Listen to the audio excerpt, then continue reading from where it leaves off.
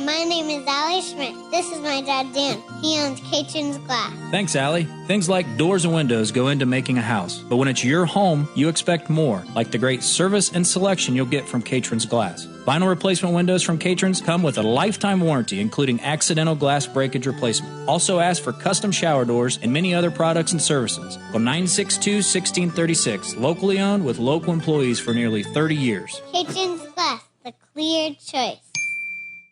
Welcome to the BeTempered podcast, where we explore the art of finding balance in a chaotic world. Join us as we delve into insightful conversations, practical tips, and inspiring stories to help you navigate life's ups and downs with grace and resilience. We're your hosts, Dan Schmidt and Ben Spahr. Let's embark on a journey to live our best lives. This is BeTempered. What's up, everybody? Welcome to the BeTempered podcast, episode number 39.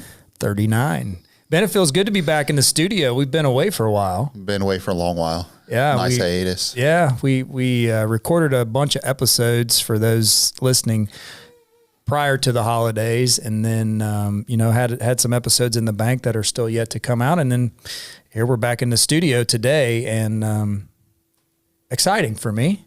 Yeah. We have someone who is near and dear to my heart. Who I have known for over 20 years and been married to for almost 21 years. Don't mess it up. And I am excited to have my wife, Kim Schmidt. So Kim, welcome to the BeTempered podcast. Welcome, Kim. Thank you. Glad to be here. Now that's a lie. Okay, maybe. So it took a little persuading to get you to come in here today. Why is that? Why is that? Maybe because I'm a very personal or very private person. Yeah, and that's good. You are, and that's why I love you. But I keep getting messages and emails and phone calls, and the fans want to hear Kim Schmidt's story. The backbone of the Schmidt family. The rock of the Schmidt family. Or maybe the story behind Dan. That's what I want to hear. There's no story there. No story there. So you know how we start these off. Give everybody a little bit of background of growing up in the small town that you grew up in, your family. Kind of talk about that a little bit. Well, I grew up in a very small town, St. Henry, Ohio. When I was really little, before I was 10, I lived on a farm out in the country. I grew up in a family of 7, 5 siblings, and my parents. But we farmed when we were growing up, and as kids, we had to participate in that too. So we got to help. We raised pigs and raised turkeys, and we had a blast on the farm. I mean, we were outside all the time. That's the only thing I ever wanted to do when it came time to school. I did not want anything to do with it. I'd hop on the bus and be like, oh man, I can't wait until we can get home so that we can go back outside. We had great neighbors who we played with all the time. It was a great life. We didn't have a ton of money, but it's not what made us happy. So, shortly after that, when I was 10, we got the opportunity to move closer to town. So we moved off the farm and moved closer to town, but we still had some of the farm responsibility that we had to do. As us kids, we had to work in the turkey barn. And when we moved, we probably moved maybe 5-7 miles away. We still had to ride our bikes out there for a short while and take care of the animals. And then, I don't know, we enjoyed it. I would say we enjoyed it, but at the same time we hated it. The chores were fun. Sometimes we would fight. Sometimes we would have a great day. But now if I talk to your older brother, Jeff, he would make the comment that he did all the work on the farm. Oh yeah. He always did everything. We did more of the inside work, but we did have chores outside too. Of course, we would get paid for it, and that was always our argument. Anything we did inside, we did not get paid for, and everything he did outside, he got paid for. So we were like, that's not fair.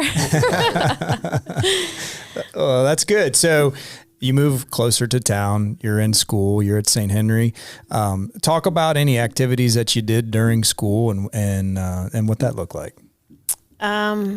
Activities in school, I was a cheerleader.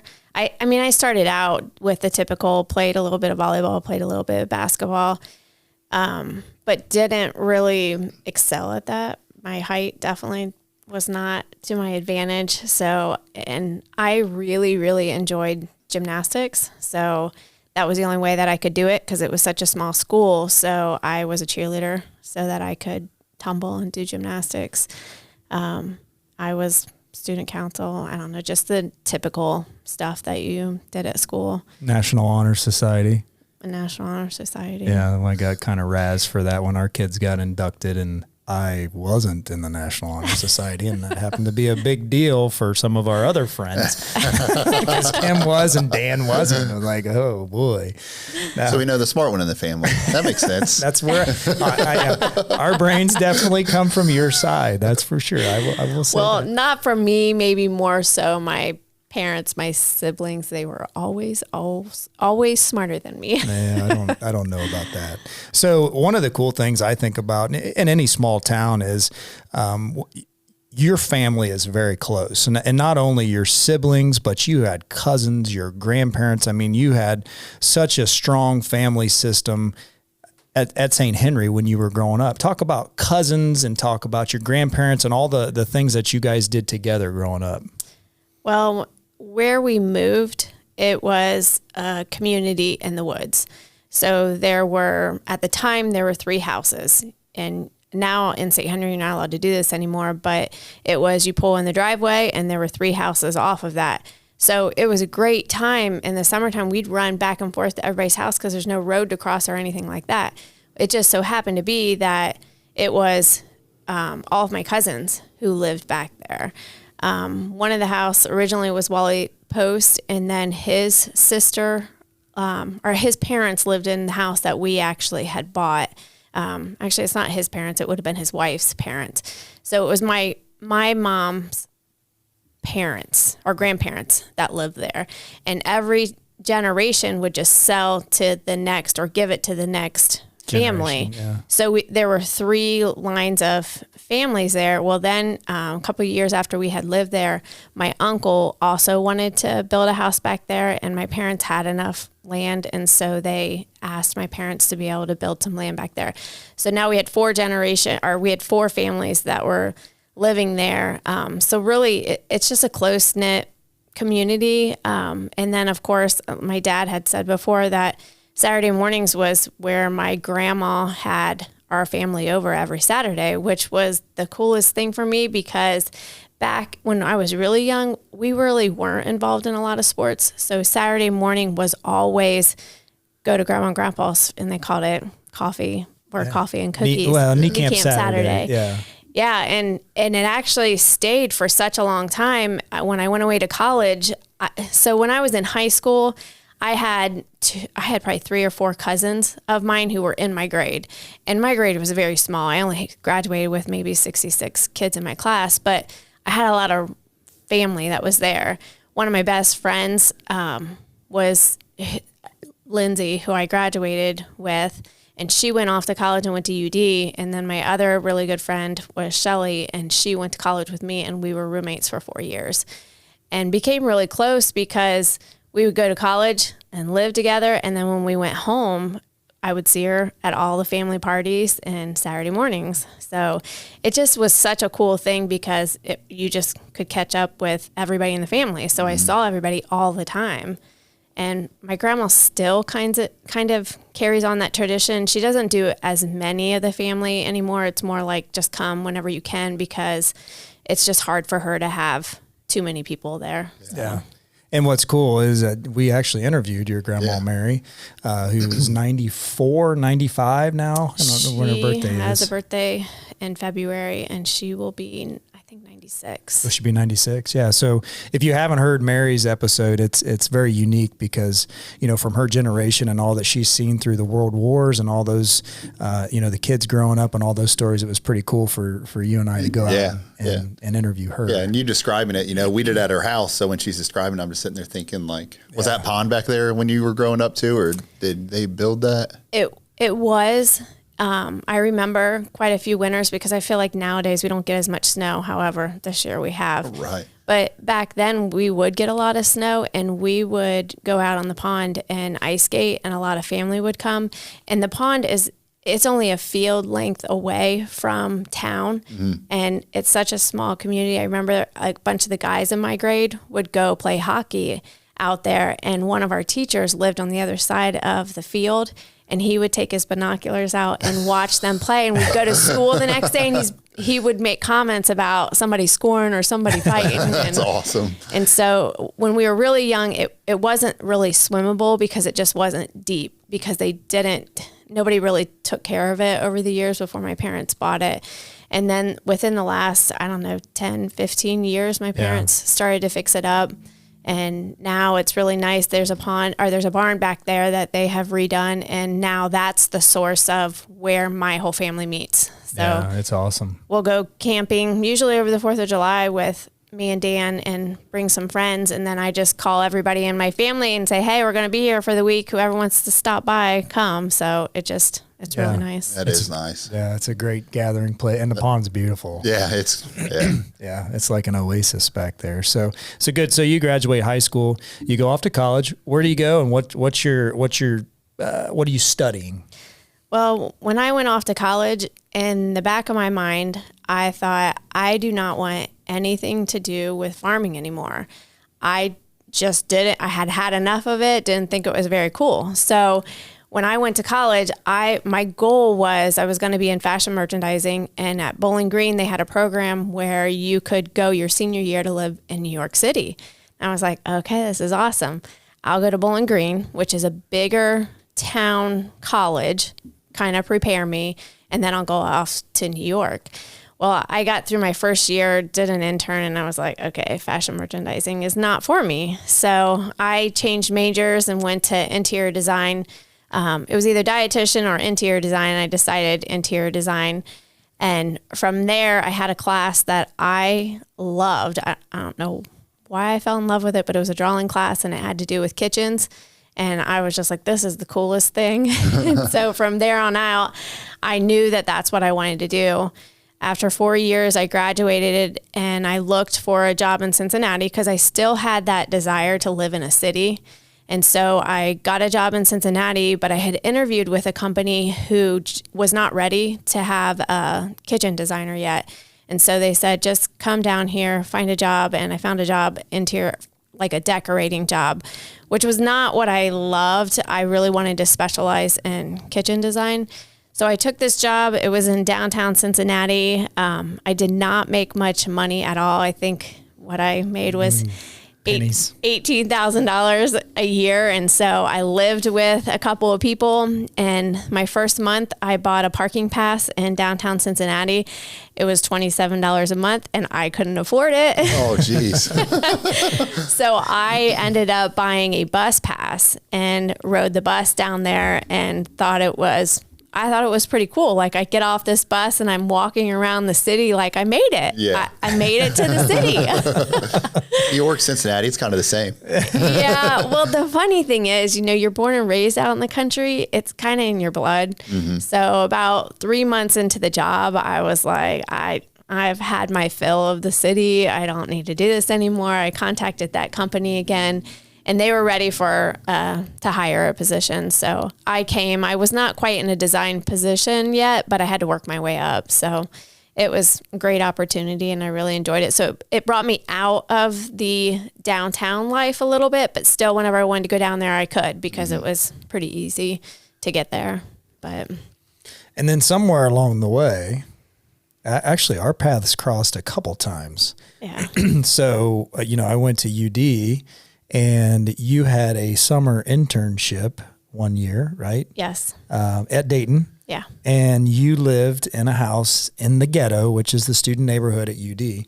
I think it was 108 Longview is the address, which Yeah. the home's no longer there. It's been taken down. So you live there in the summer, and then immediately after you move out, I move in with my roommates into the exact same house. We don't know Really? each other. Yeah.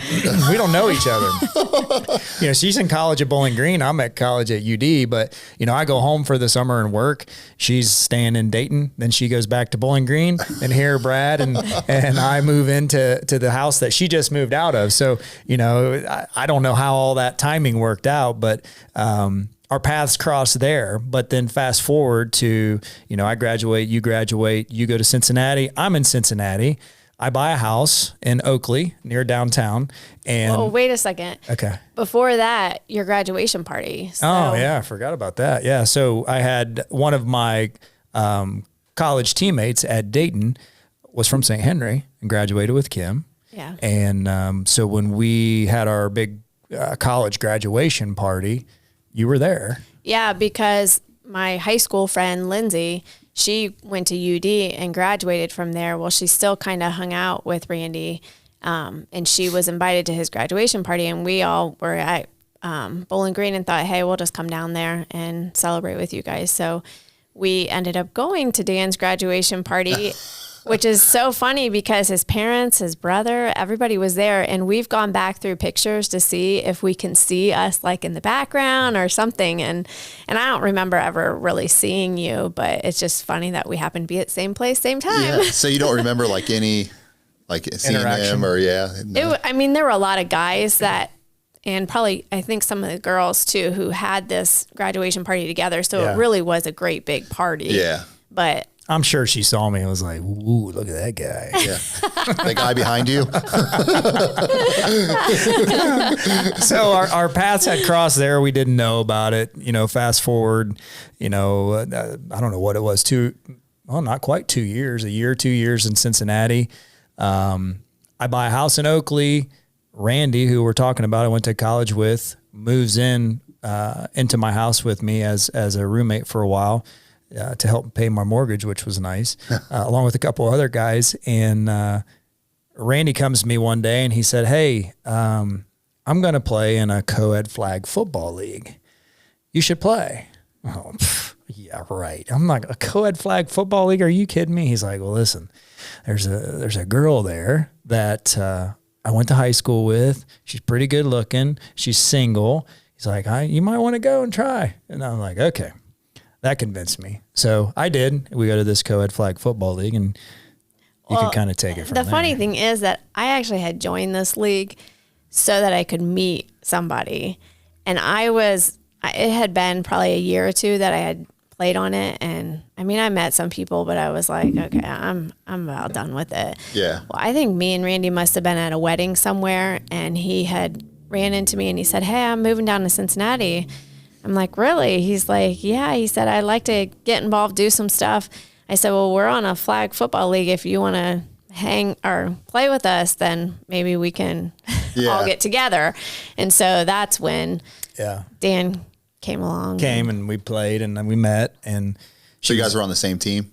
Yeah. We were on the same team. And the funny thing is, I was just talking to Leah, our daughter Leah, about this yesterday. It was Randy, and then there was another guy, and then Dan. Well, the other guy he was good friends with one of my roommates in college's boyfriend. So they had gone to school together. We'll call him Alan. He came to college once, and he had a reputation, and he started hitting on me, and I was like, no. And he came back to our house that night, and I was like, somebody get rid of him. And so when Randy brought Dan and Alan, I was like, Dan, how are you? Because I did not want Alan hitting on me again. So that's kind of how it's. Oh, well, that doesn't make me feel as good. No, I knew that. But yeah, so we kind of hit it off a little bit. And we're both in Cincinnati. And I guess you can kind of take it from here where, how it kind of progressed from the flag football, because we ended up going out on a date. It was kind of set up a little bit. I think I was more excited about it than you, but maybe I wasn't. I don't know. You tell me. It's funny because when you date, you have a specific type that you date. Mm-hmm. And I had never dated a type like Dan before. Stud. Football stud. And so I was very leery about it. And that probably was good because I was a little bit more hesitant instead of all in at first. So, but Dan, on the other hand, was all in. Yeah. That's good. I knew. I'd been in long-term relationships through college and in high school. And, I was to the point where I was ready, I was ready to settle down. And once I met her, I knew, it happened pretty quick. How many games ended before you finally asked her? How many games? I don't even know that we finished the season. I think we had a game and then everybody was like, hey, let's go catch a drink somewhere. And so the next day, so we probably played on Saturday. And then on Sunday, Dan called and said, hey, Kim, you want to go do something? Yeah. We went to Chipotle. Okay. I remember that. Yeah. And then I said, hey, you want to come home and meet my parents? That quick, huh? Wow.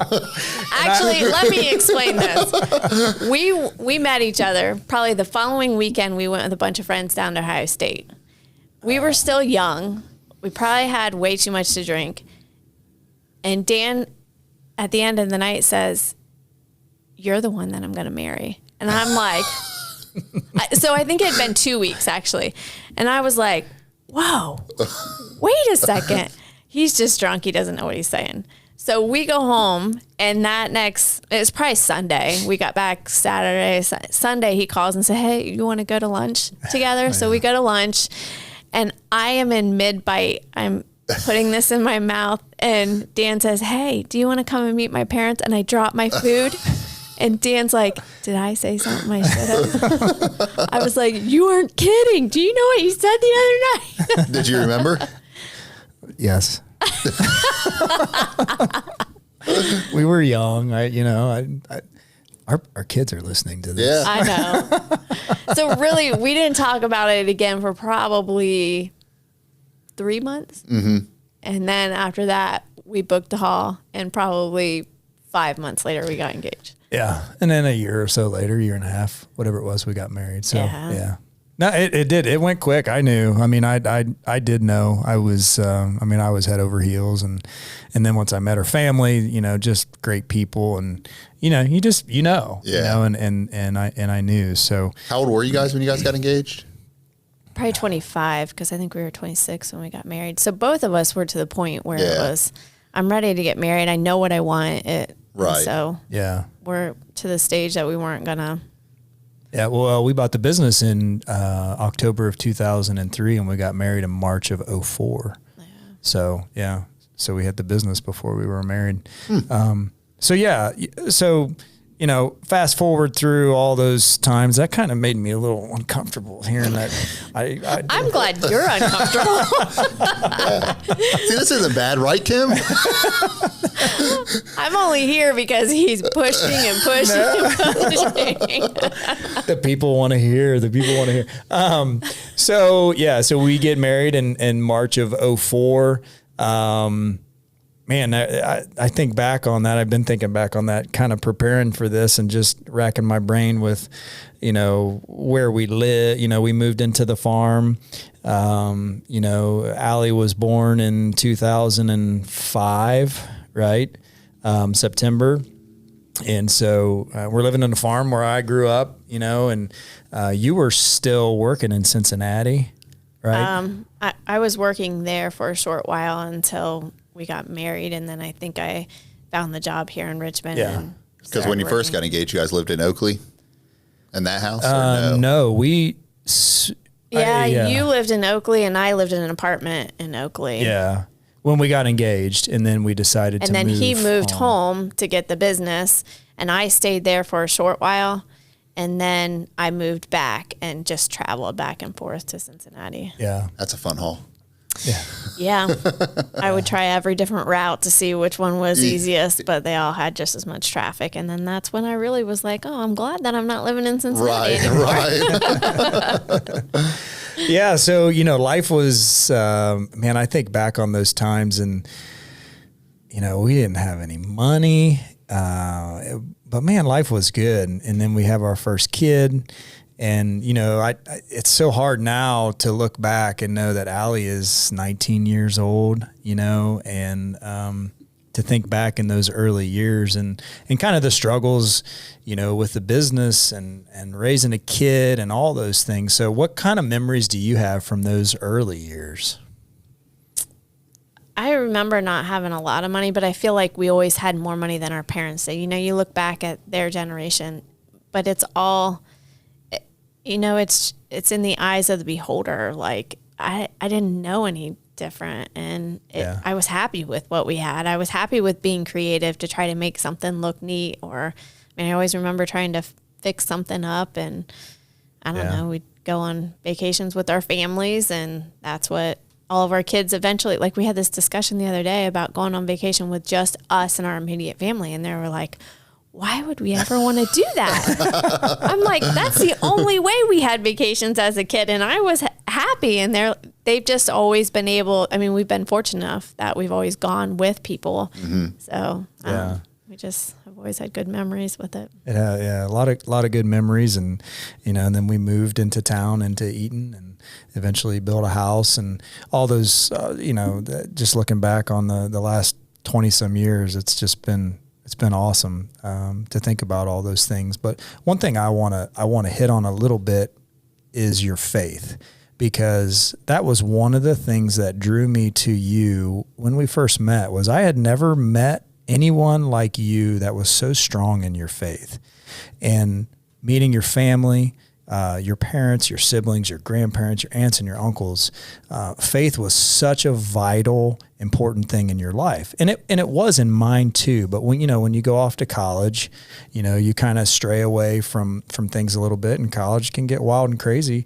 And so that's not your main focus, but that was one of the big draws for me, for you, is your faith. So kind of talk about faith and your family and how you have all been so strong in that faith as you continue to get older.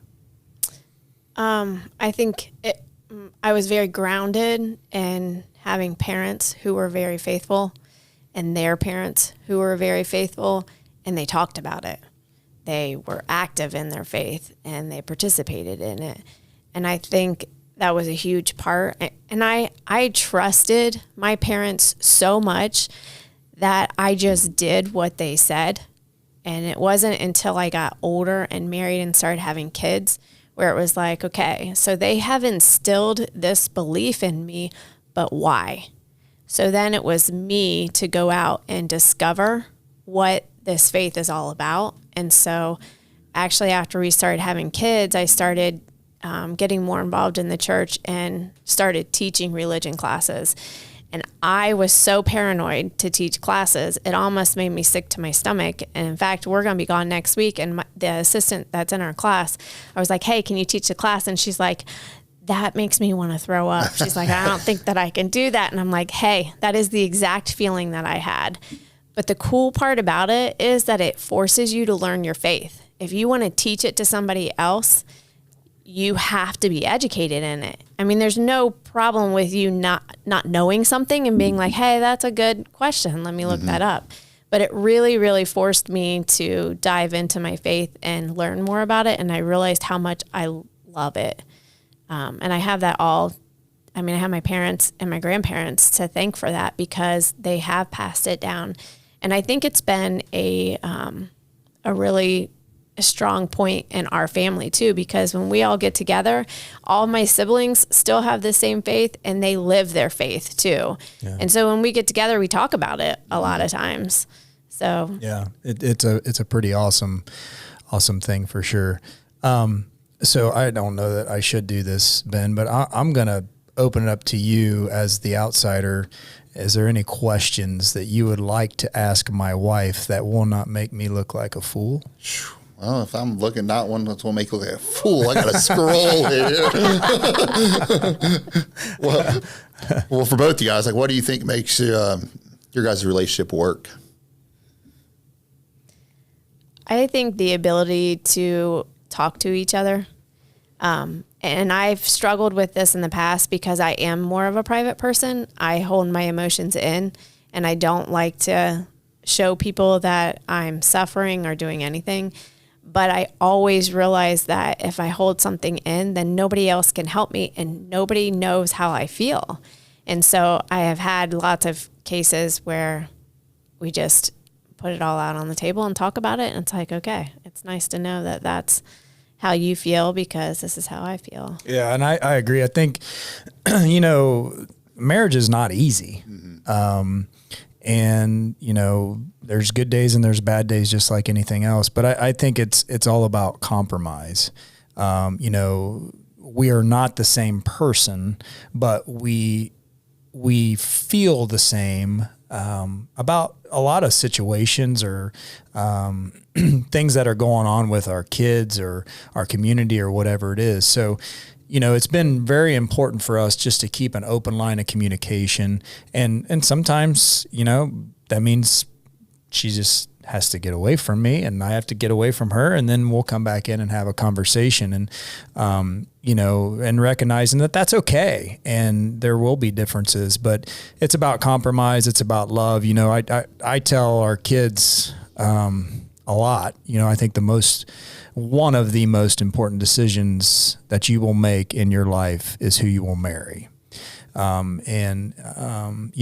am so grateful that, I made the right decision, with you and with your family, because, a lot of kids go through divorce and, have been through things that, we didn't have to go through. Your parents are together, been together for 50 years. My parents are together, have been together for just about as many years. And it's an awesome foundation to have, and we will carry that on. And so, I think it's about compromise. I think another big thing is, and our kids have not dated a lot.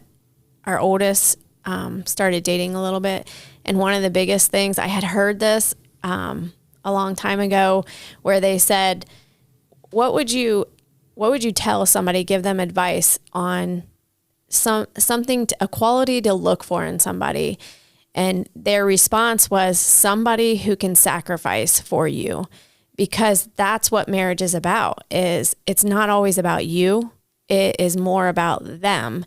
And I think that's where our faith comes in too, because you're grounded in faith, and with your faith, you have to make sacrifices, because what does it say in the Bible? That if you're a Christian, it's not going to be easy. Right. But it is very glorifying. So I think when you are able to sacrifice something for somebody else, it shows that person how much you love them. Mm-hmm. And so I think that's a great piece of advice that I had learned early on. Yeah, I really like that one.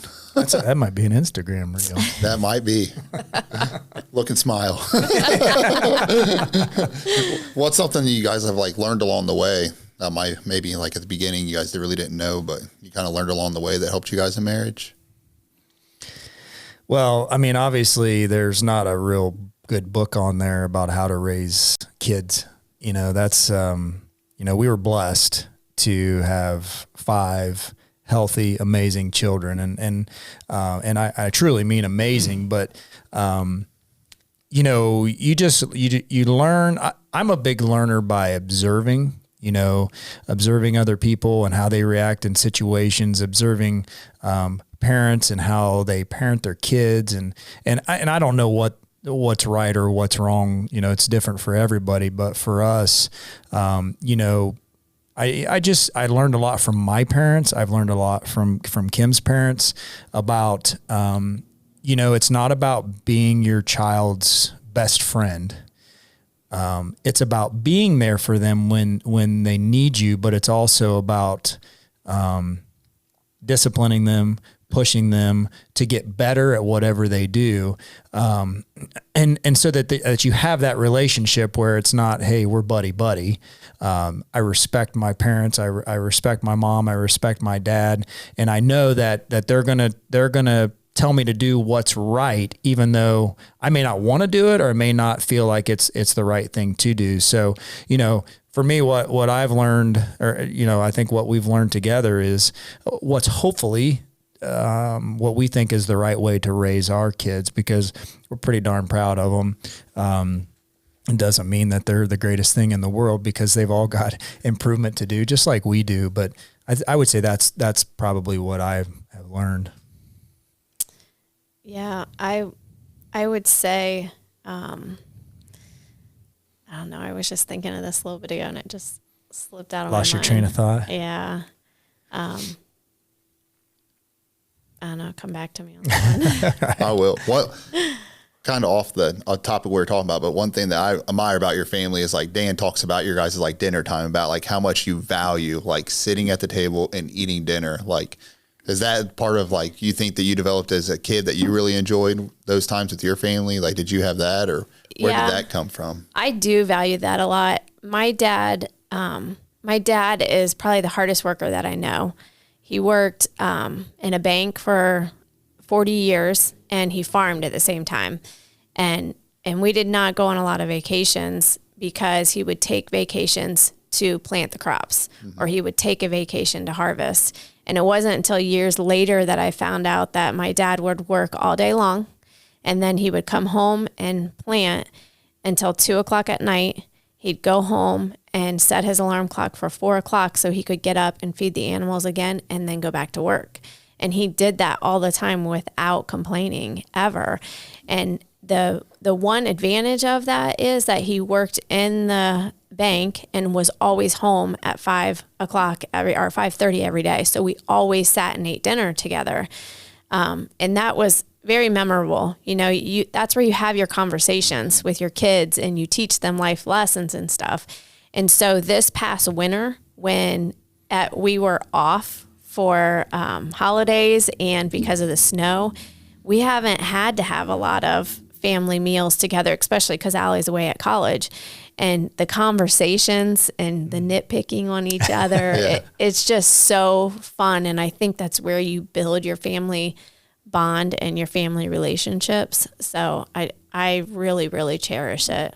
And I do too. And it's difficult. I mean, our kids are involved in everything from sports to, 4-H and be involved in the church, all the school activities, everything. So, there's times where it's impossible for us to have a family meal, but you do a fantastic job of, trying to get everybody together at whatever certain time that I'm going to be home from work, or whatever, somebody's got a basketball practice or track practice or whatever's going on. And it is. And what's been cool, it's not cool getting older. As my kids say, oh, you're almost 50. Well, no, I'm I thought 45. You were 50. Huh. Yeah, all right. It's so cool, especially now. And I think about, with having a daughter in college and another one that's a junior in high school, going to graduate next year, and a freshman son and a 7th grade daughter and a 4th grade son. Like with Nate being a freshman, I coached him in all those sports, those youth sports. And at the time that felt like it wasn't ever going to end. And then now he's in high school, and it's like, oh my gosh, there's only 3 years left, and then he'll be gone. And so, like having little Ryan kind of starting over, it's really forced me to take a deep breath and to cherish those times. And that's really one of the only times that we get as a family to really sit down and have open conversation, and, and to see all the nitpicking and the complaining, but it's fun, and that's, I know that those days are coming to an end, as Allie gets done and Leah goes away and to college and all those things. So it is very important for our family to do that, hopefully every day, but it doesn't always work out like that. It's pretty awesome. Yeah, it is. And I remembered what I was going to say about the challenges in life, like things that you have learned along the way. And one of them really is, and Dan is such a good person to teach this lesson too is when you have challenges in life, because you're going to have it, especially in a big family, is to see the good in it. What is God trying to teach you in this moment that you can learn from it and either use it to help somebody else or to use it in your own life to become better? And he shows it in so many aspects with the kids too. I mean, they all get up and go to the Y early in the morning, and it's like, how can I better myself? It's always about trying to be better so that you can help other people too, because we're ultimately not here forever. Right. We're here to help other people. So yeah, that's one thing I think from outside, I think that's one of the things, like when we talked about starting the podcast, that I feel like coming from the outside was like looking at your family. Like if you're around your kids, like your kids are the most respectful kids. Like, I mean, there's something that you can tell in those families, you know what I mean?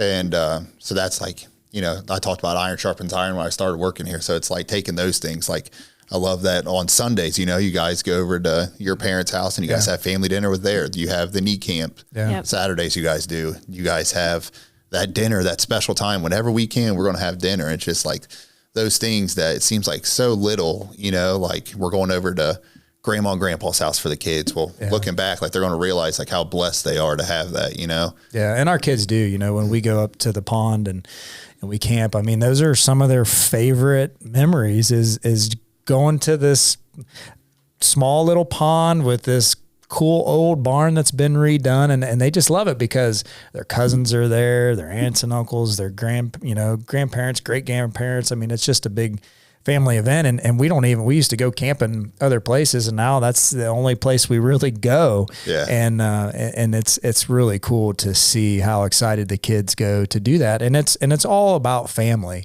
And that's so important for both of us is our families. Yeah. And I've seen the pond and I've seen some bass swimming in there, so I could see why they would like to go there. And there's a zip line. Yes. Yeah. It looks like a little, a little mini oasis. camp, like you would go away for summer. It is. A little oasis. Yeah. Yeah. So how do you guys navigate challenges together, and like what's your approach to resolving conflicts? I'm sure Dan causes all the conflicts, so Kim, you might be stepping up on this one. I just send them to Dan. I just try to, you just got to take a deep breath. I try to see whatever the issue is from, whether it's her perspective or the kid's perspective or whatever. I mean, that's what I try to do in any conflict, even at the glass shop or on the farm or, if it's with youth sports, there's there's always conflict, but a lot of times it's really not as bad as whomever might make it seem. So if you can take a step back and take a deep breath and, maybe see whatever the issue is from whomever's perspective and, kind of talk it through. It's never good to act on emotion. That's never a good time to try to resolve conflict. That usually always goes the wrong way. I guess that's how I look at it, is just try to take a deep breath. If I feel my blood pressure rising, it's like, okay, let's take a step back. And that may mean we got to come back to it at a different time. But for me, it's try to remain calm and take a deep breath. But we really don't have, or we haven't, knock on wood, had like between you and I, major conflict. I mean, we have differences of opinion and we work through those, and we've been together long enough now that we know,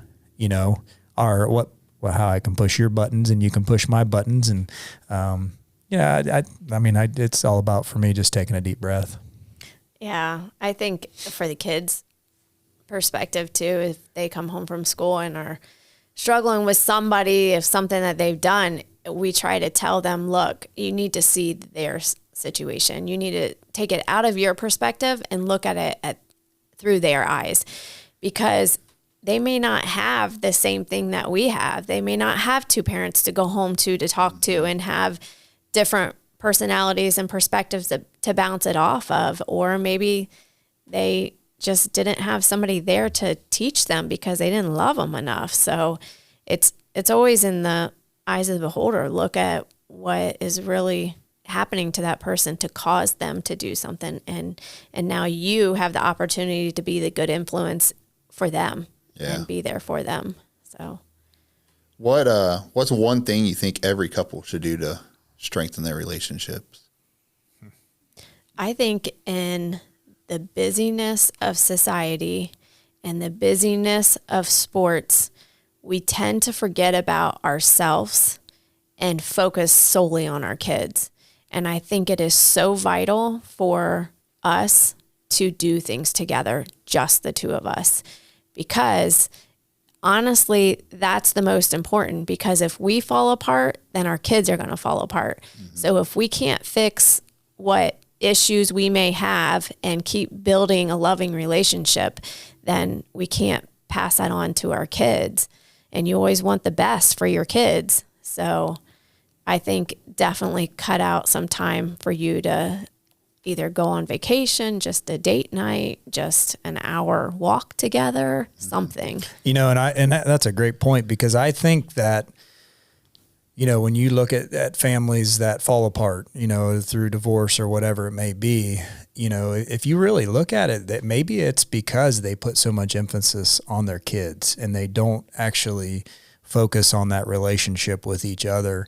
And so, you know, that is important for us. And we try to do date nights here and there, and we're getting ready to leave next week on a vacation where we'll be, you know, together for a week, and, you know, and just enjoy time together and kind of get back to, you know, not having the kids around and not having to run them to different things. I think it's important because, you know, we do a lot of stuff. You know, we're involved in a lot of stuff with the businesses and the farm and the church and the sports and everything that, you know, a lot of people do.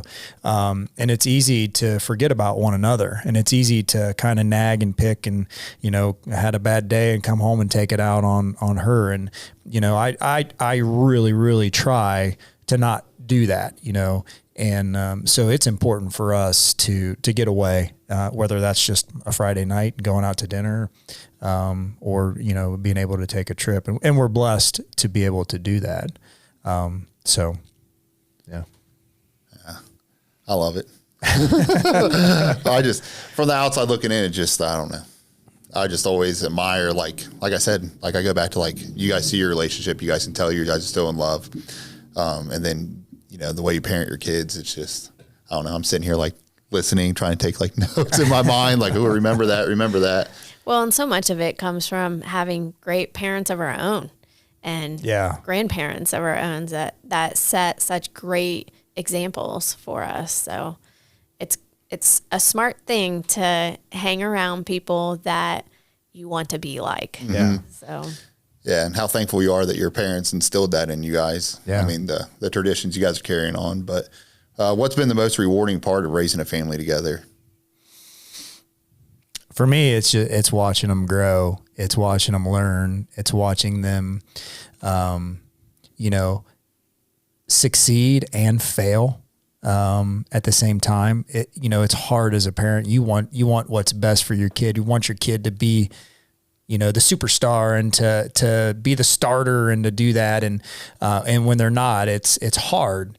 But, you know, I just spent yesterday morning with a group of young ladies from a local school talking about leadership. And, you know, I asked them, have you learned more in your life when you've had success and you've won, or when you've lost and you've failed? And they all said, I remember the loss, or I remember the fail, or I remember, you know, something bad that happened. That's what you remember. And that's where you learn, is through those difficult times. So, you know, it's hard as a parent. You know, we've had kids who have had success in certain things, whether it's sports or it's school or it's 4-H or whatever it might be. We've been very blessed to have that. But then, you know, some of our kids also tried different sports where they were not very good. I don't believe it. That comes from me.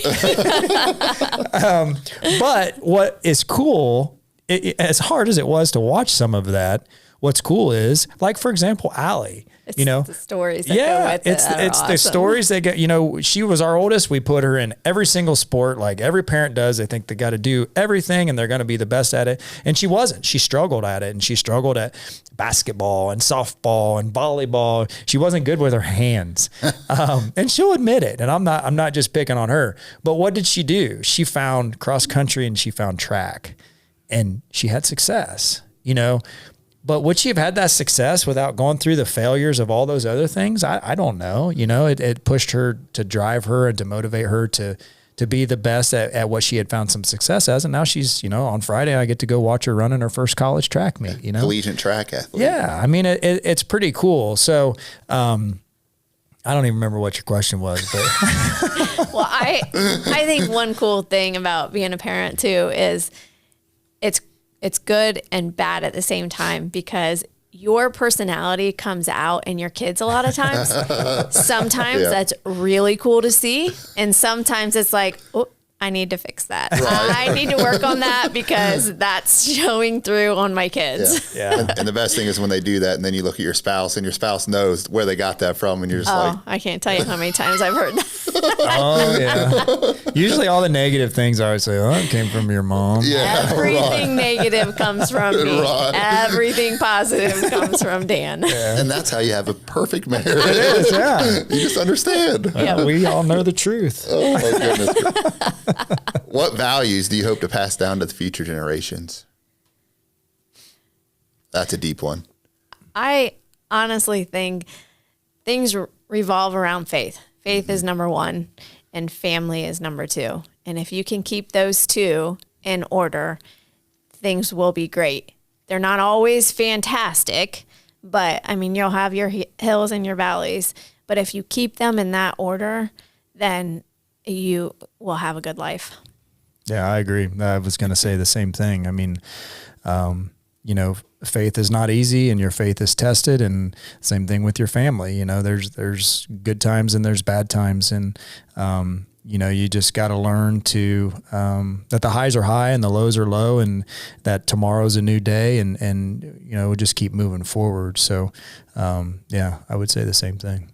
So kind of switching it up, what's one of your favorite memories of you guys together? There's so many. I will say, when we first started dating, we lived in Cincinnati, and we skied because we had nothing else to do. Snow ski. Yeah. We snow skied and got passes, and that actually was one of the first times that he had told me that this was serious. We were gonna get married. Something about your coach Kelly, Coach or something. Kelly, yeah. And we just had so much fun. Yeah. And when we got married, we stopped doing it. And then probably 5 or 6 years ago, I was like, I don't want a birthday present. I don't want a Christmas present, anniversary present. I just want to go on a vacation with you. And so we decided, well, hey, let's go skiing again. So we went skiing, and we were like, why are we not doing this anymore? Mm-hmm. Yeah. So the following year, we took our 3 oldest. And then the following year, we took all of them. And Ryan, to this day, is like, I would go there over the beach. I would go over there over anything. Yeah. That's what I was about to say. I've seen videos of Ryan going down. He has to be your best skier in the family, right? He probably will be someday. Nate's pretty good. They're all not bad. Don't want to hear about Nate. Ryan is a stud on the skis. You know, if everybody could learn to ski at that age, Yeah. I think most people would be like that, because you're fearless, for one, Yeah. and you're low to the ground. So if you fall, You're all right. not going to get hurt that bad. Yeah. So Yeah. Funny story about Ryan skiing. I know this is kind of off topic a little bit, but it would have been his second year, and we go with some friends, and their 2 daughters, and we're up in Michigan. And I think it was his first year, the first year that he learned maybe how it to was his ski. first year. Yeah. So he's in these tiny little skis, and we end up making it over. It was me and Matt and Nate and Ryan, and it's a big hill, and down at the bottom of the hill is the lodge, and there's not a whole lot of space from where the hill levels out, and the lodge, and there's a lot of people down there. And so here goes little Ryan, and he's 7 or 8 years old on these little skis, and he just takes off, and he squats down into the ski sprinter position where he can get aerodynamic. And I'm not a great skier. I mean, I'm okay, but I don't like going fast because I got a big body, and I mean, You're not low to the ground. yeah, I don't want to hurt myself. Yeah. So he takes off, and I'm like, oh boy, what? Like, how am I going to explain to Kim that Ryan just died? I mean, he is cooking. So I'm falling. I'm looking over at Matt. I'm trying not to fall. Ryan just, and he gets to the bottom and turns his skis and stops. And I go flying right behind him. And I finally get stopped, and I'm like, Ryan, my heart, I'm like looking, this kid is like, he's going to die. Like, how are we going to do this? And I was like, buddy, were you scared? Why would I be scared, Dad? I'm like, okay. So that's a skiing story. I would say the same thing. You know, we've had a lot of memories. We've been blessed to go to a lot of different places. You know, Costa Rica is a place that we went that was absolutely amazing, that, you know, you and I just went together. And, you know, the skiing thing though is fun because, we enjoy it. We like to work out, and you get a pretty good workout skiing. And it's been fun to see the kids pick up on it and enjoy it. And, you know, all the things that come with that. You get cold, and then you get to go sit next to the fire, and, you know, all those fun things. So those are some really, really good memories that I have for sure. And you guys do it with your friends, right? Yes. Yeah. Which is a lot of fun. Yeah. A lot of fun. What's something you've always wanted to try but haven't? And what's holding you back? We're getting deep here. Yeah. Who came up with these questions? Something you wanted to try. Yeah, and you haven't yet. When I was younger, I always wanted to skydive, but I don't know that I have a desire to do that anymore. No thanks. I'm not fearless anymore. Yeah. Yeah, I mean, something that I want to do, you know, I would like to hike the Appalachian Trail or go and raft the Colorado River. You know, they've got different things you can do where you hike down the Grand Canyon, you get on the raft and you raft for a couple of days or whatever. You camp down in the canyon and then you come back out. And, you know, that's something I'd like to do, you know, sooner rather than later. You know, trying to squeeze it into the schedule would be fun, but I think that's something I'd like to do. Yeah. Yeah, I honestly, and I almost made it this year, but I would love to go to Rome or a pilgrimage. And even more than that, I think it would be really fun to go on a mission trip like you did. I just think it's something that is meaningful and that can really change your perspective on a lot of things. Yeah, it definitely does. Yeah. You come back and it's like, well, why am I getting upset? Like, why would I, you know, people get upset about it. Yeah, it's mission trips. That's one thing I wanted to do with the boys was take them on mission trip before they turn 18, just so they can get a taste of the third world countries before they realize, you know, how good you got it. Exactly. Yeah. Well, let me wrap this thing up. You've been awesome. Thanks. I think so. Yeah, you've been great. I don't know what you're so nervous about, but so you never know what's going to pop out of my mouth. So, you know, we always end this with I steal it from John O'Leary, as you like to tell me. But two final questions. One of them, if you could sit on a park bench and have a conversation with anyone living or deceased, who would it be and why? I would say my grandma Stammen, who was my dad's mom, because I think I was 3 years old when she passed away, and she grew up providing for their whole family. So she canned everything under the sun. And I have recently over the years started getting involved in that. And I just think to learn the recipes or to learn the things that she knew would be really cool to know. Yeah. Plus I missed having her in my life as a kid. So it really would have been cool to spend some time with her and get to know her. So. Yeah, that's pretty cool. There a Bible verse, quote that you live by maybe when things are tough? Uh-oh, you going to pull out your piece of paper? Yeah. I'm not really good with memorizing things by any means, but I wrote down two of them. One is Colossians 4:23. Whatever you do, do from the heart, as for the Lord and not for others. And part of that is, you know, sometimes you say, being a mom or being a parent is such a thankless job. Mm-hmm.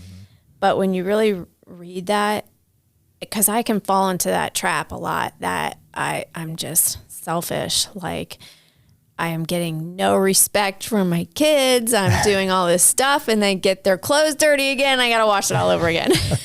But it's in the eyes of the Lord that you do everything. And I don't need that reward. I don't need that thanks all the time. I mean, you want to teach your kids to be thankful, but that's the one thing that I have to remember, is that it's not for anybody but God. And so it holds true that you really want to do things 100% all the time, because he's always right there. And I've gotten into situations where I'm full force, I'm going to do this. And I was out feeding the cows and the feeder was all clogged with feed. And I'm like, if I just do this, I'll get it out of there. And I'm like, okay, 100%, Kim, 100%. So I climbed in there, dug it all out. I'm like, all right, that's for you, Lord. The other one is 1 Thessalonians 1:2. We give thanks to God always for all of you.